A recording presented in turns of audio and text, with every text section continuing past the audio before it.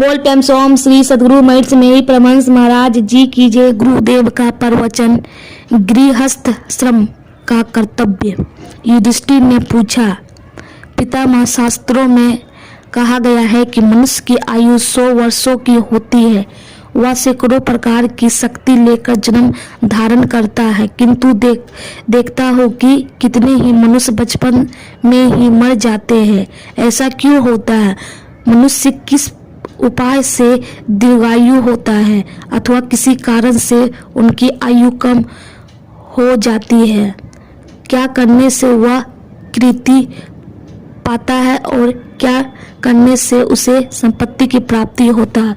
पितामह कहते हैं, मनुष्य मन, वाणी अथवा शरीर के द्वारा तप, ब्रह्मचार्य, जप, होम और औषध आदि से किसका आश्रय ले, जिससे वह श्रेय का भागी हो, वह मुझे बताइए।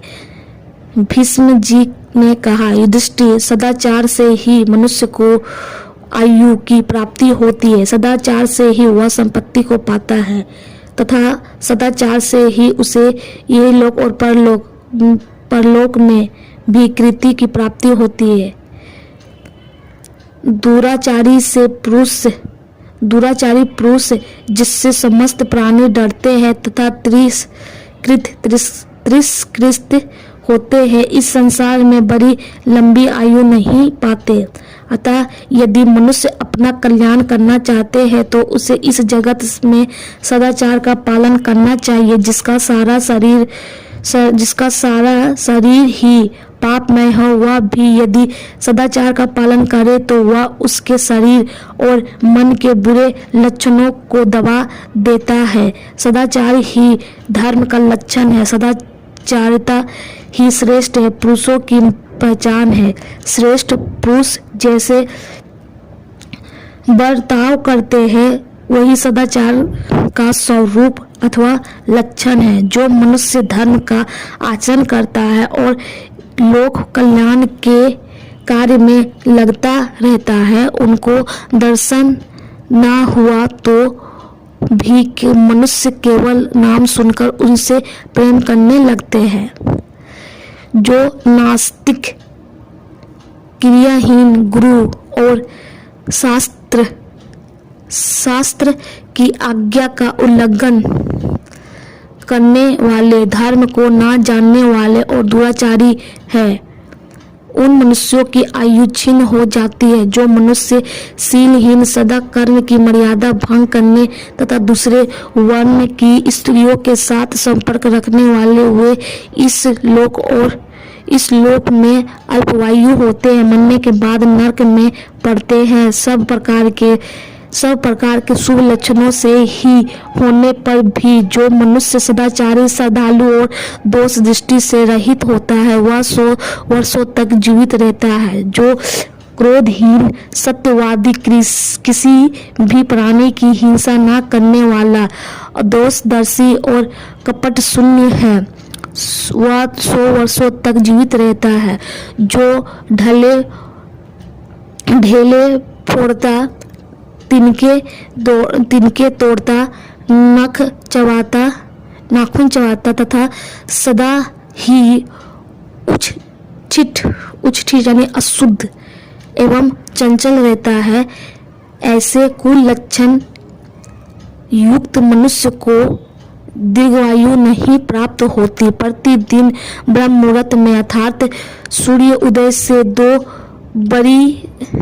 घड़ी पहले जागे या धर्म और अर्थ के विषय में विचार करे। फिर शैया से उठकर शौच स्नान के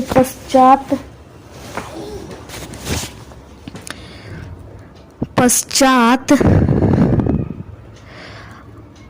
आचमन करके हाथ जोड़े हुए प्रातःकाल ही संध्या यानी ध्यानाभ्यास करे। इसी तरह संध्या काल में भी मौन होकर संयोपासना करे।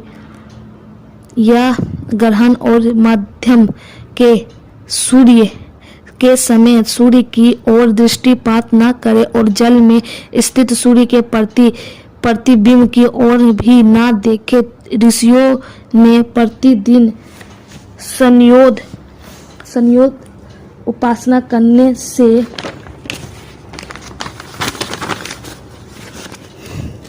ही दीर्घ आयु प्राप्त की होती है। इसलिए सदा मौन रहकर द्विज मात्र को प्रातः काल और संध्या काल की संध्या अवश्य करनी चाहिए। जो द्विज न तो प्रातः काल की संध्या करते हैं और न संध्या काल ही करते हैं, उन सबसे धार्मिक राजा द्रुसोचित कर्म कराए। किसी भी वर्ण के पुरुष को कभी भी पराई स्त्रियों के संसर्ग नहीं करना चाहिए, पर स्त्री सेवन से मनुष्य की आयु जल्दी ही समाप्त हो जाती है। संसार में पर स्त्री समागम के समान पुरुष की आयु नष्ट करने वाले दूसरे कोई कार्य नहीं है। स्त्रियों के शरीर में जितने रोम कूप होते हैं उतने ही हजार वर्षों तक बेविचार पुरुषों को घोर नरक में रहना पड़ता है। केशों को संवारना, आंखों में अंजन लगाना, दांत मुंह धोना और देवताओं की पूजा करना, ये सब कार्य दिन के पहले प्रहर में ही करनी चाहिए। मल मूत्र की ओर ना देखे, उस पर भी पैर ना रखे। अत्यंत सवेरे अधिक सांझ हो जाने पर और ठीक दोपहर के समय कहीं बाहर ना जाए। ना तो अपरिचित पुरुषों के साथ यात्रा करे, ना शूद्रों के साथ और ना अकेला है। ब्राह्मण, गाय, राजा, वृद्ध पुरुष, गर्भिणी स्त्री, दुर्लभ और भार पीड़ित मनुष्य यदि सामने से आते हो तो स्वयं किनारे हटकर उन्हें जाने का मार्ग देना चाहिए। मार्ग में चलते समय अश्वत्थ आदि परिचित वृक्षों तथा समस्त चौराहों को दाहिने करके जाना चाहिए। दोपहर में, रात में, विशेषतः आधी रात के समय और दोनों संध्याओं के समय कभी चौराहों पर ना रहे। दूसरों के पहने हुए वस्त्र और जूते ना पहने। सदा ब्रह्मचर्य का पालन करे। पैर से पैर को ना दबाए। सभी पक्षों की अमावस्या, पौर्णमासी, चतुर्दशी और अष्टमी तिथि को सदा ब्रह्मचारी रहे। स्त्रियां समागम ना करे। किसी की निंदा, बदनामी और चुगली ना करे। दूसरों के मर्म पर आघात ना करे। क्रूरतापूर्ण बात ना बोले और औरों को नीचा ना दिखावे। जिसके कहने से दूसरे को उद्वेग होता है वह रुखाई से भरी हुई बात पापियों के लोक में ले जाने वाली है। अतः वैसी बात कभी ना बोले। वचन रूपी वाहन मुंह से निकलते हैं जिनसे आघात होकर मनुष्य रात दिन शोक में पड़ा रहता है। अंत जो दूसरों के मर्म स्थानों पर चोट करते हैं, ऐसे वचन विद्वान पुरुष दूसरों के प्रति भी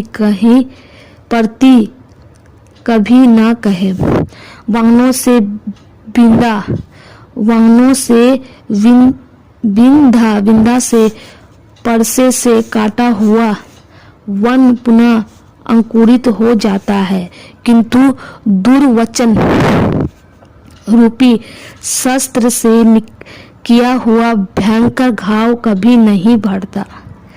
करनी, नालिक और नाचार ये शरीर में यदि गड़ जाए तो चिकित्सक मनुष्य इन्हें शरीर से निकाल देते हैं, किंतु वचन रूपी बाण को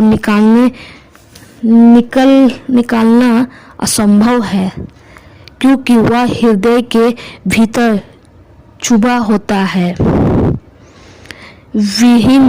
विद्याहीन, निंदित, कुरूप, निर्धन और निर्लभ मनुष्यों पर अपेक्षा करना उचित नहीं है। नास्तिकता, वेदों की निंदा, देवताओं को कोसना, द्वेष, उखंडा, अभिमानी और कठोरता, इन दुर्गुणों का त्याग करना चाहिए। क्रोध में आकर पुत्र या शिष्य के सिवा दूसरे किसी को ना तो डंडा मारे और ना उसे पृथ्वी पर ही गिरावे। हाँ, शिक्षा के लिए पुत्र या शिष्य को ताड़ना देना उचित माना गया है।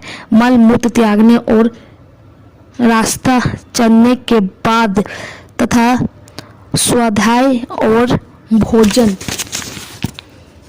करने के पहले पैर धो लेने चाहिए। संध्याकाल में ना सोए, नित्य स्नान करे और सदा पवित्रता पूर्वक रहे। सूर्योदय होने तक कभी ना सोए। यदि किसी दिन ऐसा हो जाए तो प्रायश्चित करे। प्रतिदिन प्रातः काल सोकर उठने के बाद पहले माता पिता को प्रणाम करे, फिर आचरण तथा अन्य गुरुजनों का अभिवादन करे। इससे दीर्घायु प्राप्त होती है। अत्यंत बुद्धिमान पुरुषों को मलिन दर्पण में कभी अपना मुंह नहीं देखना चाहिए। अपरिचित तथा गर्भिणी स्त्री के पास भी ना जाए। द्विज, विद्वान पुरुष विवाह से पहले मैथुन ना करे, अन्यथा वह ब्रह्मचारी का व्रत को भंग का अपराधी माना जाता है। ऐसे दशा में उसे प्रायश्चित करना चाहिए। वह पराई स्त्री की ओर ना देखे और ना एकांत में उसके साथ एक आसन पर बैठे ही इंद्रियों को सदा अपने वश में रखे। स्वप्न में भी शुद्ध मन वाला होकर रहे।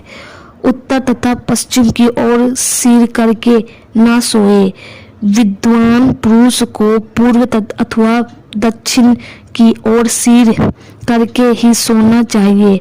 टूटी और ढीली खाट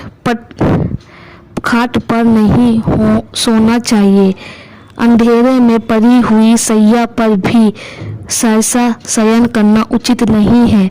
उजाला करके उसे अच्छी तरह देख लेना चाहिए। किसी दूसरे के साथ एक खाट पर ना सोए। इसी तरह पलंग पर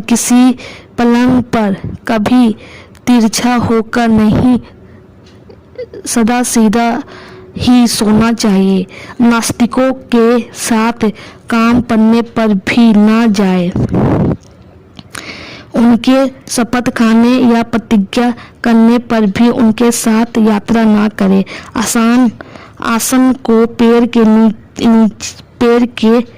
पैर से खींचकर मनुष्य उस पर ना बैठे।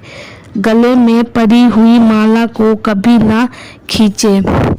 उससे कपड़े के ऊपर ना धारण करे।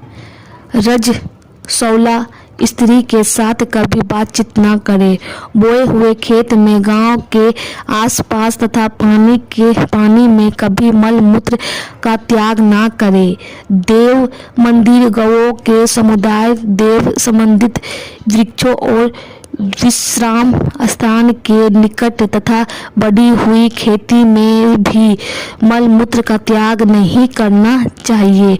भोजन कर लेने पर छींक आने पर, रास्ता चलने पर तथा मल मूत्र का त्याग करने पर यथोचित शुद्धि करके 2 बार आचमन करे।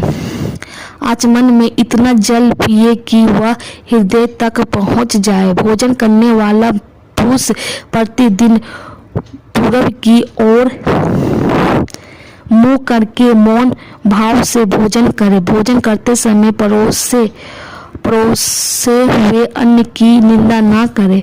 जो मनुष्य पूर्व दिशा की ओर मुंह करके भोजन करता है उसे दीर्घायु। जो दक्षिण की ओर मुंह करके भोजन करता है उसे यश, और पश्चिम की ओर मुंह करके भोजन करता है उसे धन, और जो उत्तर विमुख होकर भोजन करता है उसे सत्य की प्राप्ति होती है। बैठकर ही भोजन करे। चलते फिरते कदापि भोजन नहीं करना चाहिए। खड़ा होकर पेशाब ना करे। राख में तथा गौशाल में भी मलमूत्र ना करे। भीगे पैर भोजन तो करे परंतु शयन ना करे। भीगे पैर भोजन करने वाले मनुष्य 100 वर्षों तक जीवन धारण करता है। जब कोई वृद्ध पुरुष अपने पास आवे तब उसे प्रणाम करके बैठने को आसन दे और स्वयं हाथ जोड़कर उसकी सेवा में उपस्थित रहे। फिर जब वह जाने लगे तब उसके पीछे पीछे कुछ दूर जाए।